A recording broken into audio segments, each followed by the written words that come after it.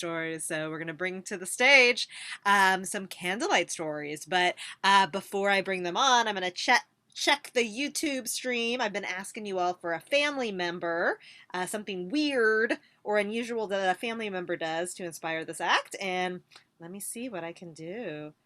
I like, my sister has a pirate ship full of imaginary friends. Take that and bring to the stage Candlelight Stories.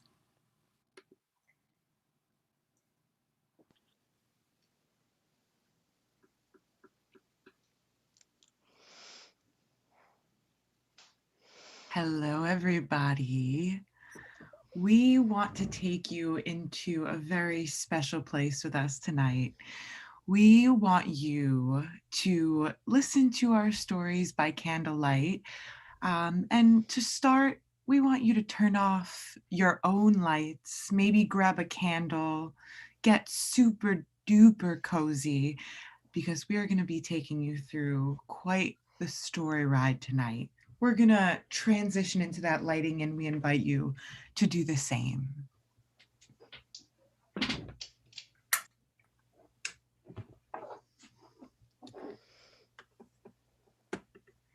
And you'll hear a story, a spooky one, about a sister having a pirate ship full of imaginary friends.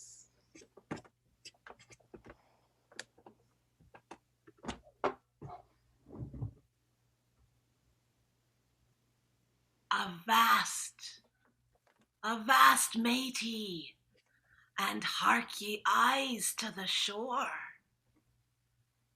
This was the refrain in her mind.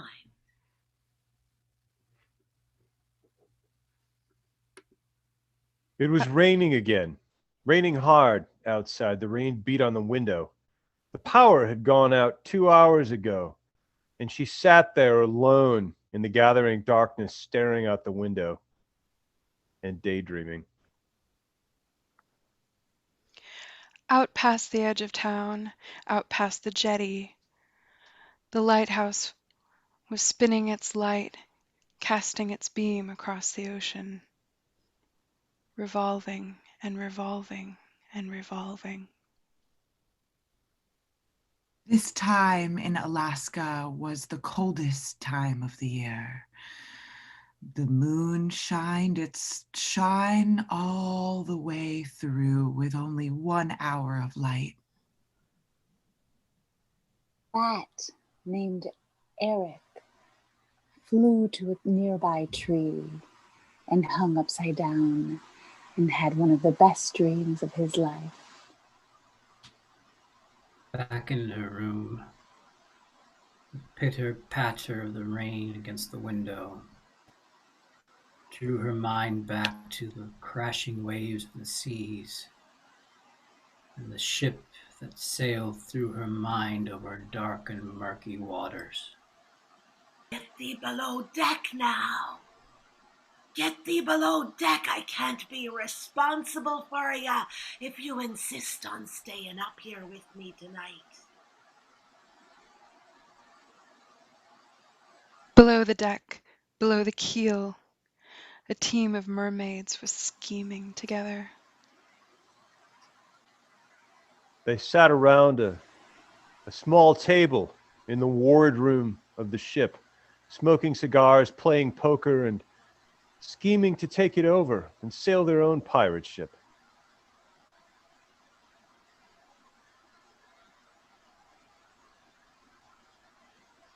Eliza, the wittiest of all the mermaids, sat there eating all the mer donuts and giggling to herself, not paying attention to the scheme. She was in her own world. Most nimble and funny of the waitresses at the diner was grateful that the generator kicked in. This storm.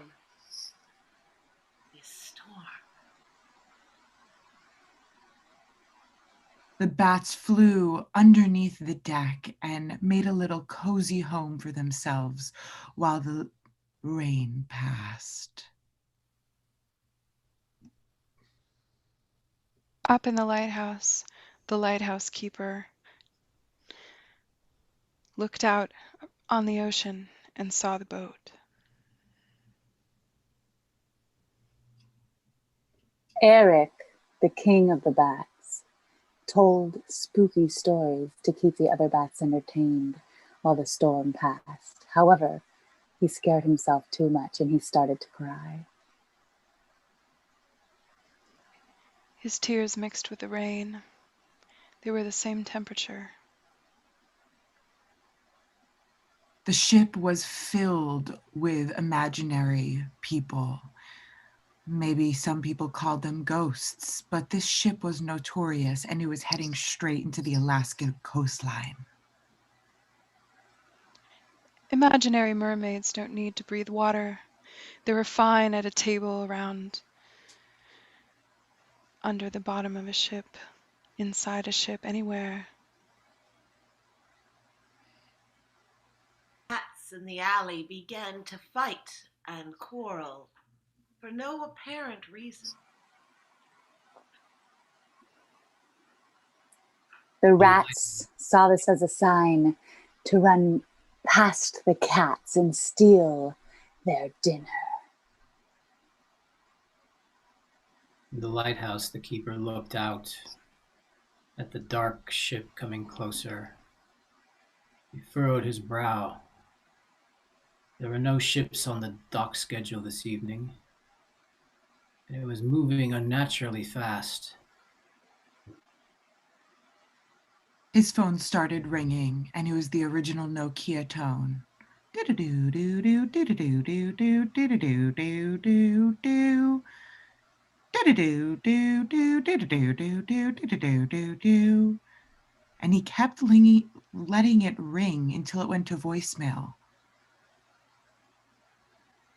2 teenage girls named Erin and Jill had snuck out late with a case of beer to the base of the lighthouse to drink and complain about their math teacher. And as they sat there staring out into the water, they saw that ship and they looked at each other. They couldn't believe it because they'd swear it was flying a pirate flag.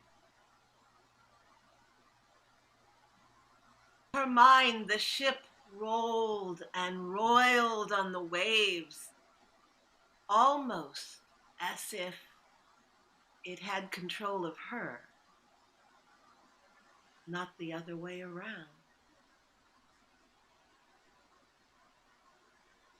Dreamer opened her eyes for a moment and stared out through the window through the storm and watched the lighthouse light spin around. She wondered if she preferred this world or the dream world. Eric, the king bat, found a treasure map under his bed. He opened it, knowing this probably wasn't allowed, and he told the other bats to look at it with him.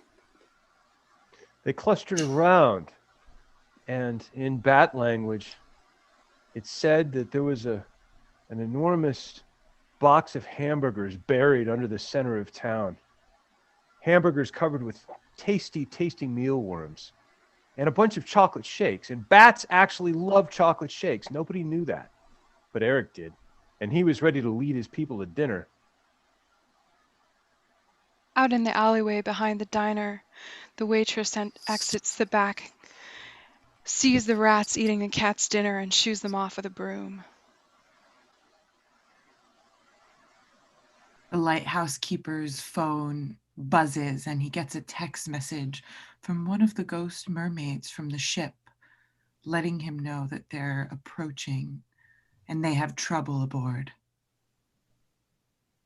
It's fully dark now, and the rain has faded away, but the wind picked up and got colder.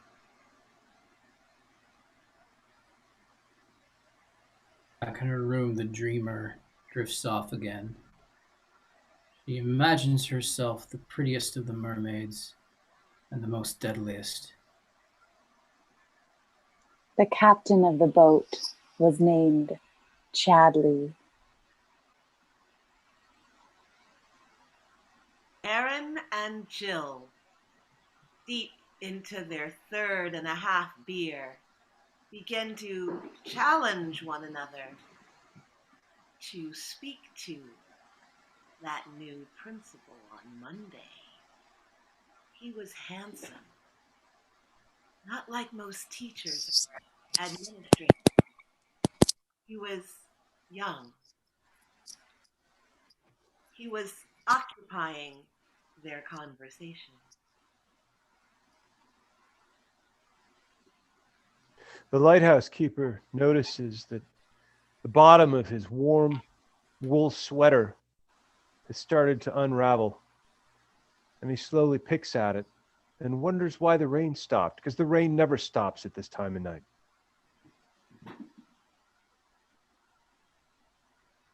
Chadley orders the janitor to swab the poop deck.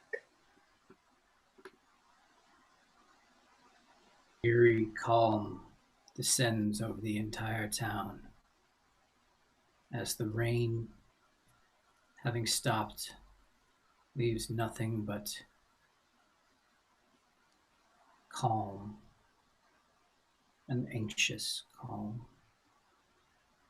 The ship arrives, and it arrives straight into the town of Garlic, Alaska. And the ghost mermaids are slowly making their way off the ship straight into town. And The they're dreamer hungry. awakes with a start. Chills run down her spine. Rain, the rain continues. The wind picks up even more. The dreamer hears a wolf howl. There haven't been wolves in this town for 100 years. Oh! The narrator stops working at the diner. The rats scurry faster across the ground and into their hole. Eric, the Bat Master King, tells everybody not to panic, and he was made to be a leader. Aaron and Jill run to the Mini Cooper that Jill has driven to this location. Safe and warm inside the car, they begin to listen to their favorite song. The bats fly straight up in formation, led by Eric, into a defensive pattern, ready for confrontation. The cats in the alleyway jump onto the top of the dumpster and stare at it. What does it mean? They ask each other. The lighthouse keeper has unraveled an inch of his sweater by now. He realizes this in his nervousness and angrily snaps the thread and gets back to work, but he realizes the sweater will never be the same. The ship runs ashore. The plank unfurls and touches ground, and the sounds of steps slowly descending can be heard throughout the town. The ghost mermaids were not the only ones on the ship. Chadley was aboard. Eric's family was aboard. A large woolly mammoth walks down that plank somehow impossibly off the ship and into the town late at night. It's after midnight now, and there hasn't been a woolly mammoth in this town for 10,000 years. Jill and Aaron decide to prank call the principal on a Friday night at 2 a.m. Principal's phone rings and he awakens with a start.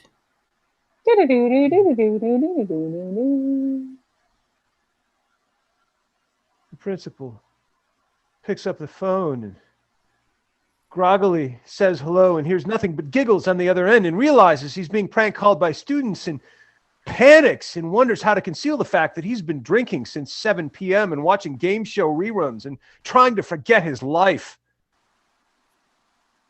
Hello?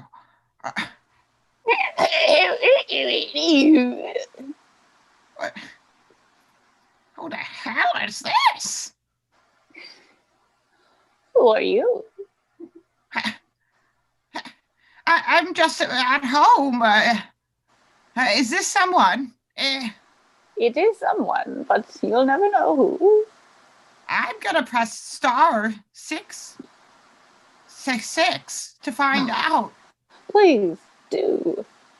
And the principal, after the call, presses star 666, not realizing the number is wrong, and it somehow connects the principal to the devil.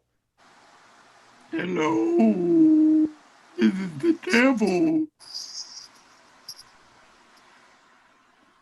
Are you there?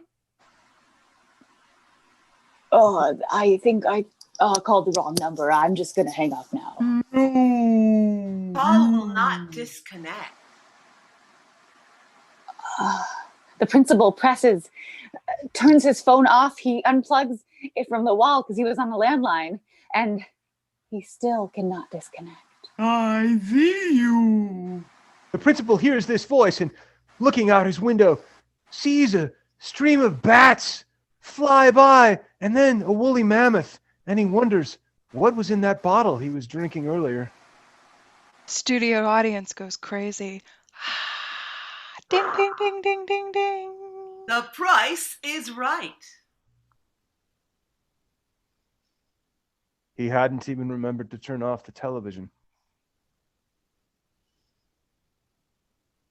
Sadly, The dreamer closes her eyes and tries to go back to sleep. She can't. Her dream has come to life, and it's a nightmare. And she hears a wolf howl again, closer this time.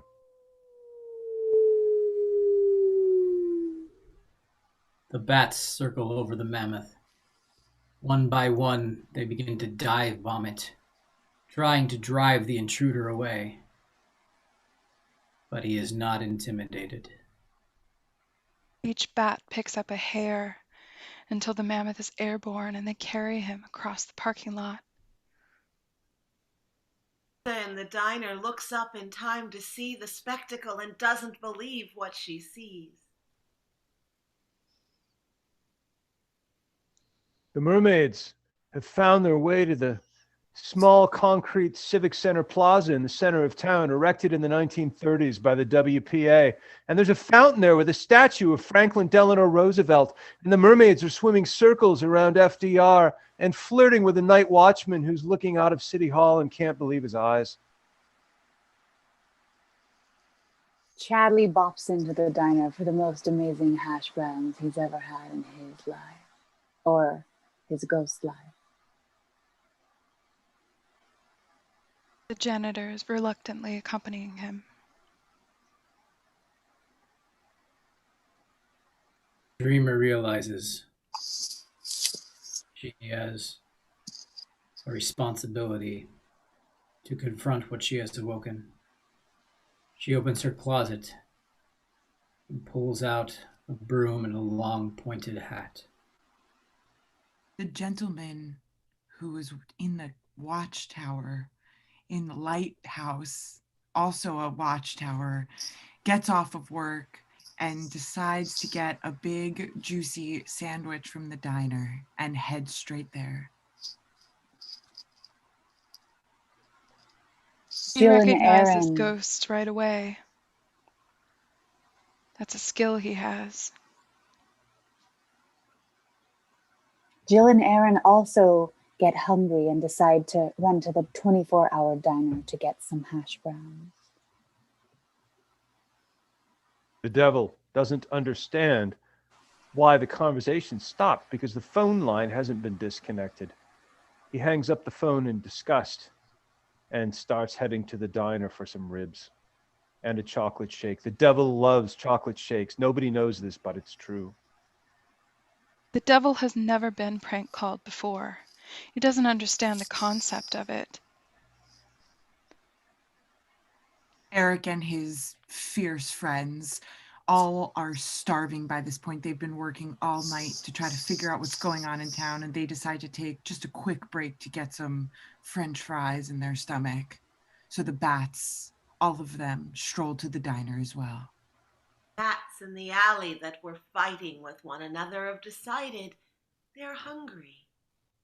And they link their minds and walk into the back of the diner through the kitchen and find their way onto stools at the counter. Lighthouse worker, never one to abandon his post, suddenly feels himself drawn, pulled down the stairs by an mysterious force, walking as if the limbs are not even his, and he heads in the direction of the diner. The rats pour out of their hole and walk single file through the back door of the diner. The ghost mermaids swim and fly their way until they land into the aquarium of the diner. The diner's owners realize that the back door of their place never had a door, and they realize that they've had people coming through that door more times than they'd like to admit, but they still have never replaced the door. The sky above the diner, clouds begin to swirl around in a spiral formation. 10 shooting stars shoot off at the exact same moment, and nobody sees it but Chadley. The mermaids got bored in that fountain and made their way to the diner. And they're now sitting in a vinyl booth, playing poker and sharing a chef salad and some iced teas. But they've smuggled in a bottle of Irish whiskey, and they're taking sips when they think the owners aren't looking. The dreamer, with her pointed hat on and broom in hand, steps out into the now deserted streets and realizes the entire town is empty and dark except for one place, the brightly lit diner downtown. She slowly starts walking in that direction. And Aaron are in the diner trading compliments with the mermaids over their hair and style. One of the mermaids passes the flask of Irish whiskey to Aaron. One of the other mermaids gently takes the edge of the sweater in her fingers and tugs it gently.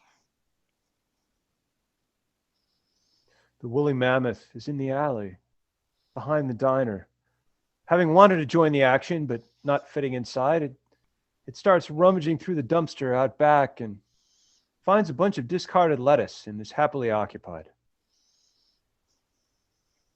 In the midst of chomping on the discarded lettuce, he meets a sort of monster with one eye, one horn, 2 wings, and the color purple.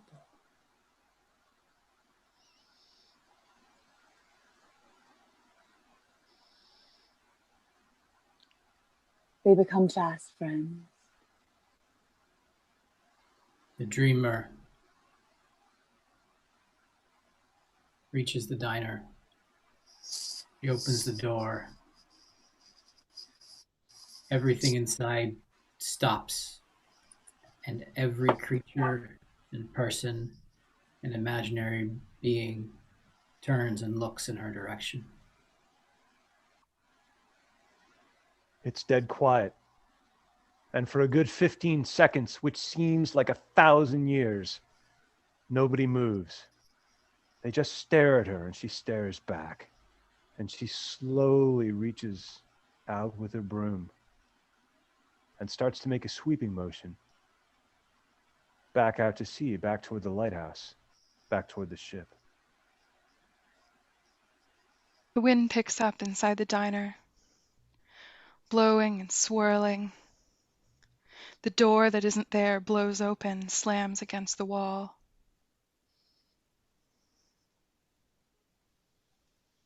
The owners say last call, and they decide that everybody has to leave within 5 minutes, must flee the diner. Eric throws a tantrum, for he hasn't His cheesecake hasn't arrived, and he know it won't get there within 5 minutes. Eric has a really high voice because he's a bat, so nobody can understand what he's saying, but he's clearly very upset. The glowing clouds above the diner, a shining beam of light begins to coalesce in the clouds. Smoke rises up from the clouds and swirls into the ether. Back into the ocean, back into the ship, back inside the world of her mind. The characters all disperse. Back where you belong, avast now and away from the rum. Back where you belong. Back where you belong. Back where you belong. Back where you belong.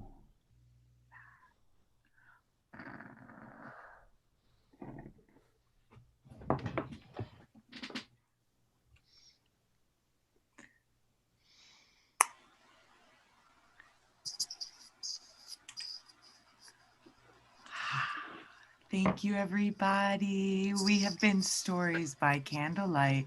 And if you'd like to blow out your candle or leave it on, we want you to do whichever you want. Good night. That was so fun and relaxing. Thank you. It felt like a giant improv slumber party I was in. Oh, so fun. Well, if there's any performers still here, yeah, we're all in a slumber party together. If anybody's still here, go ahead and pop your screens on. Performers, we can see your awesome faces. So Stories by Candlelight, Him It's, Horrible People, the Blair Witch Improv Experience. Thank you so much for being here, everybody. And I want to say a special guest we had tonight from Chicago, Patrick, who is not only my friend for real from University of Florida, where we went to college and had our first taste of improv. But Patrick's also the former artistic director of comedy sports in Chicago and is a previous Jeopardy contestant and podcaster. Patrick, is there anything that you want to plug about what's going on in Chicago? No, I think you covered it all. I just wanted to say thank you so much for letting me be a part of this. And this was absolutely phenomenal and inspiring. Oh, thanks for being here, Pat. Yeah, the cool thing about the improv these days is we can play with anybody, anywhere, across the globe, across the states, whatever. So thanks for being here, Patrick. Yay! And as far as Leela stuff, we've got lots going on. We've got classes. So audience, if you're sitting out there thinking, hey, maybe I could do an improv class on a lot. Yeah, and it's so much fun. We've been doing it since March. We've got a drop-in class on Monday nights that I teach, and you can just get your first taste of improv there. And then Diana Brown is also teaching our level 1 class starting November 2nd, I think it is. Yeah, Monday, November 2nd. And Stephen Burnett teaches our level 2, and Diana's also our level 3. And then what else we got going on? I think that's about it for the year. We also have a drop-in class on Thursday nights once a month with Reggie Harris, which is an improv for BIPOC individuals, for Black and Indigenous people of color. So if that applies to you, or you have a friend that applies to, identifies as, then you can come join that class. All experience levels welcome in our drop-in classes. We do not have a show next week because I'm sure people are going to be celebrating Halloween however they celebrate right now. So celebrate your Halloween, but we'll come back on the following Saturday with more shows for the fall online season. Yay! Thank you, everybody. This was just such a pure delight. Happy Halloween, everybody. Yay, Thank you, Joe. Yay, good night. Thank you.